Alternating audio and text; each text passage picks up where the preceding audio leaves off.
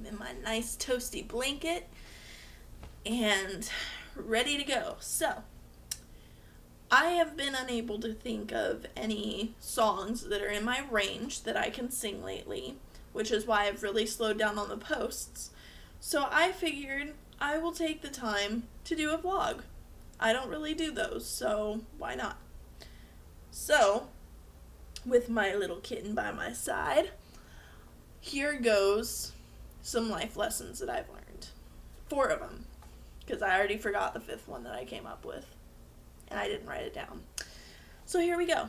4 life lessons that Hannah Chen 2010 learned over her life. First of all, and this is probably going to sound really insensitive when I first say it, but just bear with me. Death is hard, but you will live through it. Just point blank. You will probably in your life go through some kind of death. Probably of somebody very close to you at some point. I went through it with my mom. I went through it with my grandpa. I went through it with my baby when I miscarried. Death happens. It's hard as shit. I am not saying that there is anything easy about death, because there isn't. There is nothing easy about it. And it will forever be one of the hardest things that I've ever had to go through is death. But that said, you come out a better person. You come out stronger. You come out braver. You come out... Fear doesn't control you as much anymore, because, let's face it, most of us are afraid of death. I'm personally not. I'm afraid of painful death, not death itself, but of it being painful, because I am a complete wuss when it comes to pain. Like, complete wuss. I'm terrified of getting a tattoo because I'm afraid of it being painful. So, I mean, I'm a wuss. But, that said... Wait, what was I saying? Oh, that said, most people are afraid of death. So, once you actually go through seeing what it's like, I mean, you don't see what it's like to die. So you still have that uncertainty to face. But there's still a certain amount of that uncertainty that gets solved with dealing with death, because you officially have dealt with it. Not on a I died personal level, but on a I dealt with somebody else's death. So, there's number 1. You will live through it. I promise you'll be okay. I promise. If you're going through that right now, hang in there. It will get better. It will forever be hard. I still cry, and my mom's been dead for 13 and a half years. And my grandpa's been dead for like 3, I think. And, no, for like 4 now. And I still cry. It still makes me sad. I still cry over my chinchilla's death that happened soon after my mom's. I mean, it will still choke you up. You will still have difficulty. But it gets better. And you learn to deal with it. And you learn to deal with it, basically. So that's number 1. Enough of that. Number 2, kind of ties in with it. Suicide is never the answer. Don't do it. It is so selfish. That's how my mother died. She committed suicide when I was 10. And I cannot even tell you how awful it feels to be left by somebody who committed suicide. As a daughter of somebody who committed suicide, it causes me to question my personal worth, because I feel like my own mother wouldn't even stand by me. My own mother wouldn't even stay alive to raise me. So what the fuck is my worth? Like, why would I even think that I'm worth crap? Why would I think anybody would stand by me? Why do I think anybody would want to stay with me for my life? Like, marriage is a very very difficult thing for me. I am currently engaged, but it is still hard for me to imagine somebody standing by my side for the rest of my life because of my mother's suicide. Um, and just the fact that you leave everybody questioning, why did you do it? What could I have done to make it better? What could I have done to make them their pain less? And how did I not see it? And just there's a lot of questions that can never be answered because you're gone. And instead you could be talking to someone about how you feel. You can talk to me. If you're feeling suicidal, if you're feeling sad, if you're feeling depressed, down, anything like that, I'm not a professional. I don't recommend coming to me, but if you honestly have nobody you can talk to, please talk to me. I will do whatever I can for you. I am here for anybody. Absolutely anybody.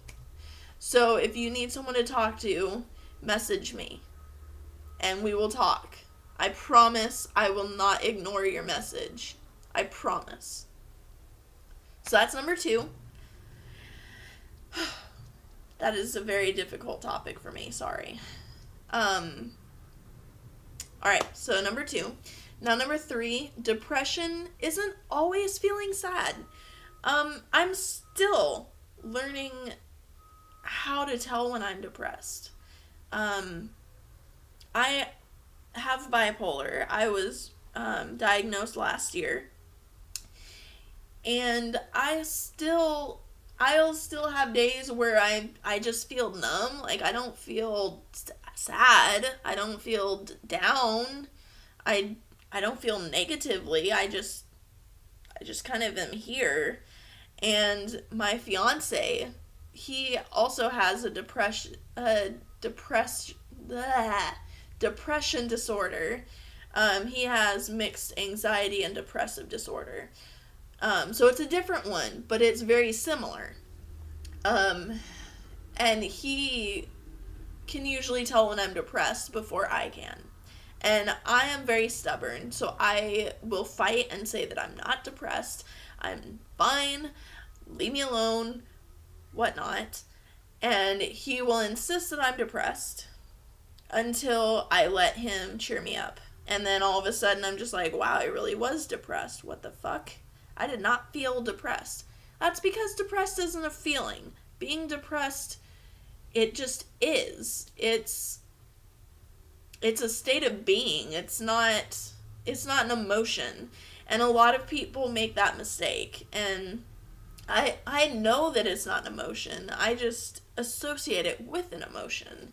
So I have a very difficult time when I'm not feeling sad recognizing that I'm still depressed.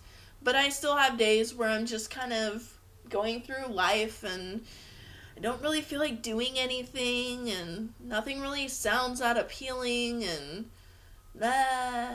life is just happening. That's depression. And like I said, you may not feel sad, you may not feel down, you might not feel negatively whatsoever, but you can still be depressed. So just keep that in mind. For anybody that has depression or that think they might have depression or that have bipolar or mad or anything else, or just people that just have a tendency of being down on themselves or being down in general, just remember that depression isn't always feeling sad. Alright, that's number 3. Now the last one. Sometimes a person needs personal time. I am so terrible at this. I am so terrible. I am that person that's there for everybody else. I am there for all my friends, all my family. I am there for everybody before I'm there for myself. And it is so hard for me to allow myself personal time, to just be like, hey, I need time to myself. I cannot keep dealing with your problems without dealing with my own, because I do. I use it as an escape for my own problems. And that's not healthy. It might feel healthy because you're helping other people and it makes you feel better. That's why I do it. I mean, I do it because I care about the people. I want them to feel better. And when they feel better, I feel better. But sometimes you just need to be alone and you just need to spend time with yourself and just self-reflect or relax, take a nap, read a book, escape for a while. You just need to take time for you, and you need to take care of yourself. If you're like me, it's not healthy. You need to stop, take a day for yourself, go do that shopping trip that you'd wanted to do for a while, go read that book that you've been dying to read but you haven't been taking time for yourself to read. Just do whatever you want to do for you, and take it seriously. Like, you really need to spend time with yourself. It's not always about other people. Sometimes it needs to be about you. So yeah, those are 4 life lessons that I've learned over the course of my life. I will probably be making a couple more videos like this of this same topic, but as I come up with more, because I mean, I've learned a lot of life lessons over the course of my life.